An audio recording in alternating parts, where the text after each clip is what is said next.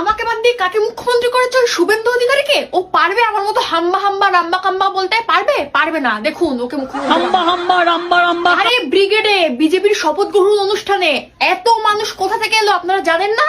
আরে ওসব ঝালমুড়ি খাইয়েছে, সেই লোভে লোভে এসছে। আমাকে তো ডেকেছিল, বলেছিল আসুন আপনাকে ঝালমুড়ি খাওয়াবো। আমি বলেছি না, আমি তো চপ পছন্দ করি। পারবে ওই শুভেন্দ্র অধিকারী আমার মতো গান গাইতে? কাকু করে গান গাইতে পারবে? তবে আপনারা একদম চিন্তা করবেন না, আমি নির্বাচন কমিশনের সাথে কথা বলেছি। তারা আমাকে ভরসা দিয়েছে যে ভোট আবার হবে, পূর্ণ নির্বাচন হবে 2031 সালে এপ্রিল মাসে। আমি এই বিজেপির শপথ গ্রহণ মানি না, এসব এআই দিয়ে করা, এআই দিয়ে সিস্টেমেটিক করা। আমি অনেক ভেবে দেখলাম এই সব মুখ্যমন্ত্রী আমি হব না, ওই জন্য চেয়ারটা আমি ফাইনালি ছাড়লাম। আমি এবার দেশের প্রধানমন্ত্রী হব। জয় বাংলা।